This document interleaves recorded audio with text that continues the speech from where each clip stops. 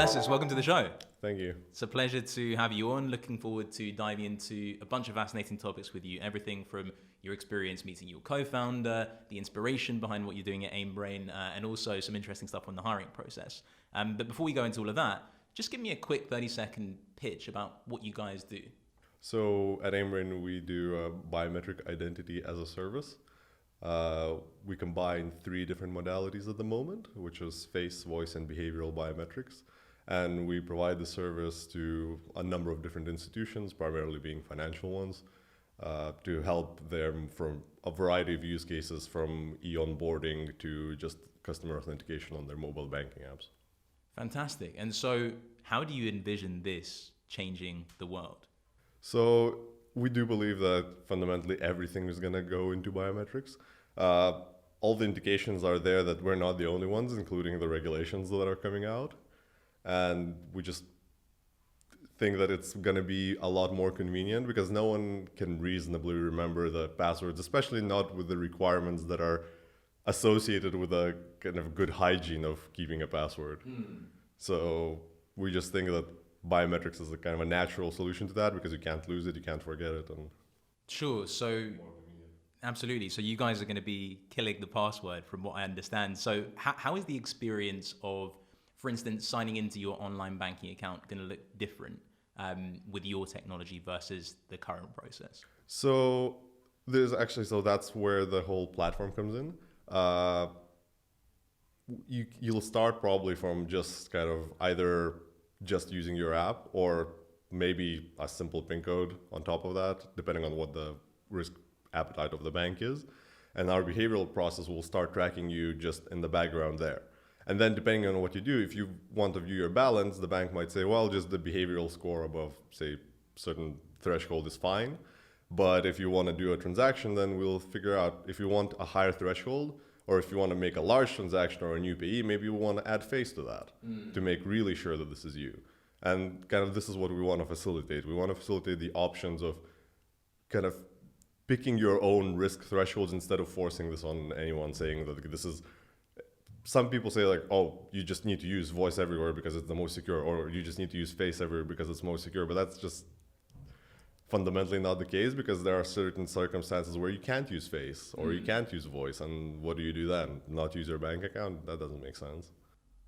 So in terms of time frame, how soon, and obviously this will depend on a lot of things, but how soon do you think the password will be dead and almost everything will be biometric? So I don't think the password in itself will... There's, again, risk appetites and use cases. Sure. But in kind of the general cases of banking apps and mobile banking, I don't want to guess the time frames. That never goes right. Sure. No one ever does it correct. I've set you up there, and we can go back in a few years' time and just be like, Alesis, man, you were so wrong on that. Yeah, like I'll just say no one will ever need more than a big megabit connection line or a few hundred kilobytes of memory. That's the famous blunders. Sure. So in terms of the sort of genesis of the idea, from what I understand, you were doing a PhD in machine learning. Yep. Talk to me about how you met your co-founder, Andreas, and how the idea kind of evolved.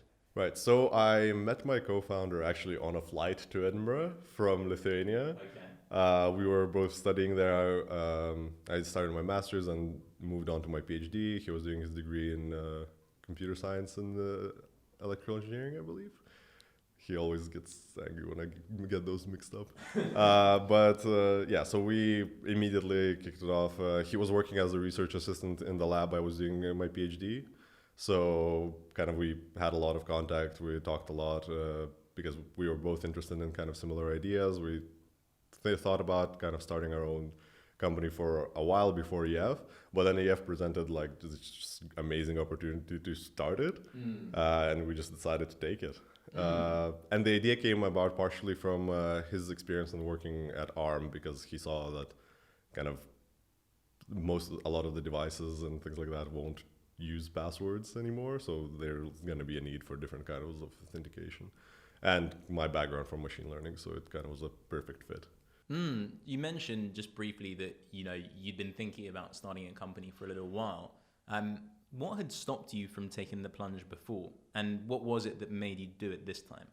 So I think it's a number of reasons really. One of them being that neither of us really knew how to do it, and we sought some advice from kind of the university services around that, but they were all more kind of, you need to essentially have an idea and like have already some progress, and then maybe there's some help there and some competitions and like things like that, which is okay. And obviously there's more than one way to start a company, but for us we needed, I think, a little bit more structure around that, which is why we applied to UF, because we knew that we'll get good connections, we'll get some initial funding, we'll kind of be in this mix of things as well. And yeah, you have just provided a perfect opportunity to do this. And in terms of building a business around your knowledge and your expertise, what was the biggest challenge early on in terms of trying to get people interested, get a little bit of traction, and kind of start to see that path forward? Well, given that we primarily target large enterprises, or that was our kind of the thing where we started at and what we raised our funding off of, kind of just seeing that the banks and financial institutions, they take a long time to close and they take a long time to progress. So that was kind of, I think, from a commercial side, the initial challenges. And how did you solve those problems of the longer sales cycles? Was it something that you had to keep having meetings progressively? Were there stages where you thought, okay, we need to pitch this slightly differently or specialize in this particular function? What was kind of the evolution of that? Yeah, we were always very open about the ideas of where our customer sees this being applied. So one of the things we never wanted to do is to push someone into like, this is how you need to use the product, especially at our early stage where it just doesn't make sense. So I think that's kind of, we evolved it around the feedback, and I think that's how it was always progressive meetings and kind of making sure that you're always keeping in touch, that you never let something go cold. Sure. Circling back to the co-founder story again, just briefly, I'm interested, had you had any experiences previously where you had bounced ideas around with someone or collaborated with them? And when you met Andreas, did you have kind of a conscious idea in your mind of like the types of qualities I'd be looking for someone that I wanted to work with? Was it something that you'd kind of mapped out? No. So I definitely didn't map it out in any kind of formal setting. But when I was working with Andreas, it was easy to work with. That's kind of, I think it's very important to click with your co-founder in a sense. Everyone has their kind of strengths and weaknesses, but the question is, can you work together and can you kind of complement each other's strengths? And I think we just found that we worked well together, and we saw no point of trying to do any like breaking up or anything like that. It just worked. So I mean, in terms of like generalizable advice from that, do you think it's really just a matter of how does it feel when you're working together? Does it click? Is there anything sort of like more formal? Does that kind of miss the point basically? Because it's sort of like, is there that professional chemistry between you in the sense of can you build stuff together? Do you get on? Are you going to be able to spend hours and hours and hours in the same room, like bouncing ideas off of each other? Oh, that's definitely very important. So I think, you want to see also, are the qualities do they complement your skills and strengths? Yeah, that's true. But fundamentally, I think at the core, co-founders need to click, as in you will spend stupid amounts of hours together. We lived together in the same flat, so kind of we spend a lot of time together. And if we couldn't, if this was only a formal business relationship, then I don't think it would work. I think was it Matt who said that or Alice, that founder relationship is stronger than marriage. But yeah, it's a very, because co-founding a company is not only it's not a job. It has a lot of kind of ups and downs and stressful times and happy times.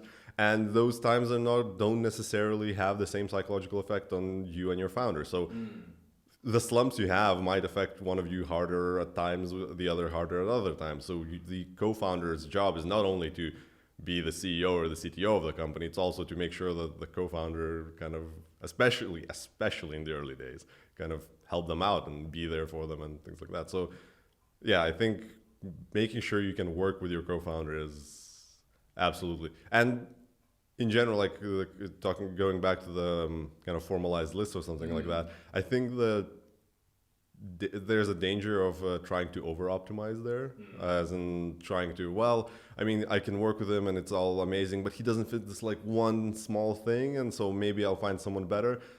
I don't know. I don't believe that in general, like it's very hard to try to optimize these things, because in theory, in 7 billion people, there's always going to be someone better, but good luck finding them. So just find someone who you can work with well and just go for it. Have you found it at all a challenge to kind of, obviously you must be very close in terms of friends and living together, and obviously working on the business, I can imagine a lot of the time. Has it been a challenge kind of navigating that, or has it been relatively smooth sailing for you guys? I mean, obviously there have been ups and downs, I imagine. Yeah, of course. Of course, there's always ups and downs, but it was fairly smooth. So for us, for example, separating who's going to be the CEO, CTO was a very easy decision because of the type of technology we were working on. It just made more sense for me to kind of take on a more technical role. Fundamentally, it's other than the obvious ups and downs, it was fairly smooth for us. We don't really have kind of large earth-shattering conflicts. It's good to hear. Pleased to hear it. I'm sure it bodes well for the future of yeah, exactly. So talk to me a little bit about the hiring process. So I understand you're expanding, and I imagine you will have made some successful hires and probably some not so successful ones as well. So what's the main thing that you've learned from your hiring experiences? Right. So I can definitely share a few things there. So we've actually, up to date and hopefully going forward, we've never made an unsuccessful hire, but that has come at a cost of being sometimes kind of a bit behind of our hiring schedule, because we do have a very strict hiring process.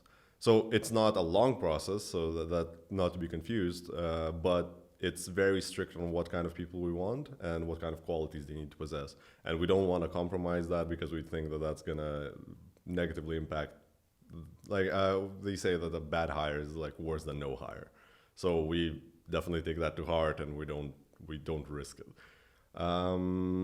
Regarding the process itself, especially in the kind of people we're looking for, which is kind of very high level machine learning people and very high level full stack and infrastructure people, we found that you can't really find them in the kind of job boards or career fairs or anything like that, because those kinds of people have a job before they're looking for a job. So what we find, it's you either need to go to the sources directly, like universities, and do our presentations or meetups and things like that, or use recruiters or connections. So we found that, like the other venues don't really pan out, not for the category of people we're looking for. So that's the one thing that we found. But other than that, we've had very successful hiring process, and everyone's working very well. It's great to hear. In terms of culture fit, is it something that you also think about a lot in the hiring process? Absolutely. So we try to both. It especially comes across during the final interview. We have a special section for essentially just figuring out their culture fit. Because we do believe that and most of the questions we do kind of also think not only about the answers themselves, but also the way they position those answers. So for example, if we're looking for, and since we mostly are looking for kind of a really strong technical engineer, and if they try to go around like vague answers, sort of trying to hit the mark, but more from I'm going to give you a vague enough answer that it's correct either way, then while maybe it's not an incorrect answer or saying I don't know, but it's vague and it's not we don't get any information from that. We always say we'd rather people say they don't know, because all of this transitions to your work ethic and your kind of culture, how you do work. Will you go ask someone, are you comfortable with saying I don't know and asking someone for help? Or will you try to do some kind of hacky way around your project, and it'll sort of work, but someone will need to take it over, and they'll just fall apart. So we want to prevent that, and the only way to do that is to find people who are kind of a good culture fit to what we're trying to build. And does that involve both you and Andreas interviewing the person at the end in the final round?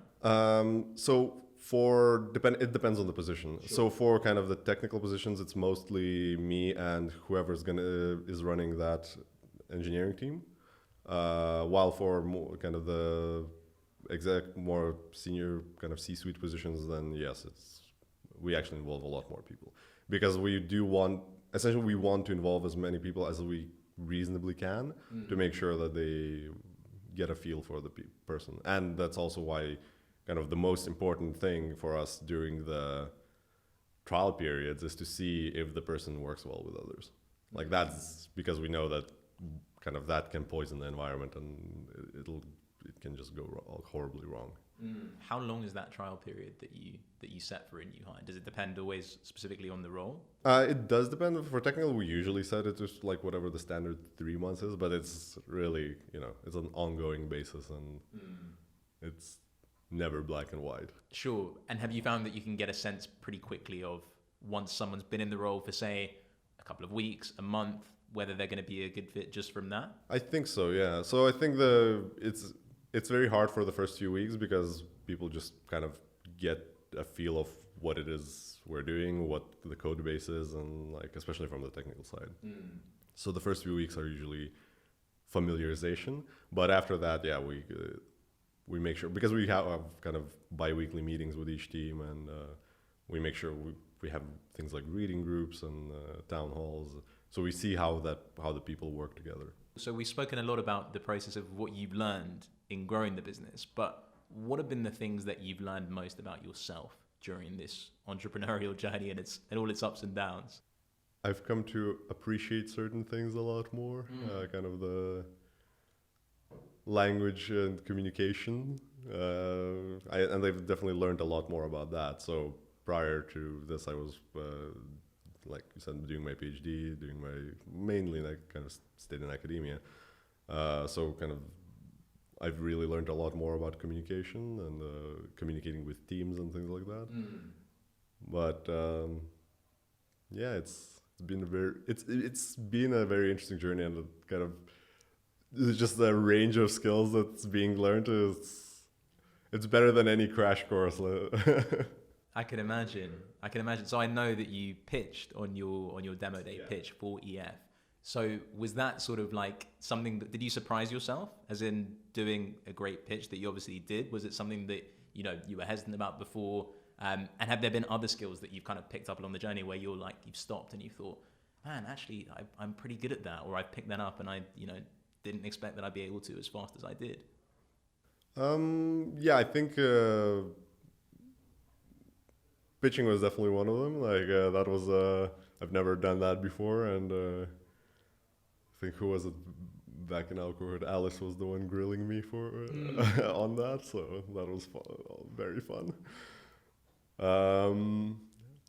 Other than that, like I said, actually going through the recruitment process and handling kind of the more soft skills, that's the I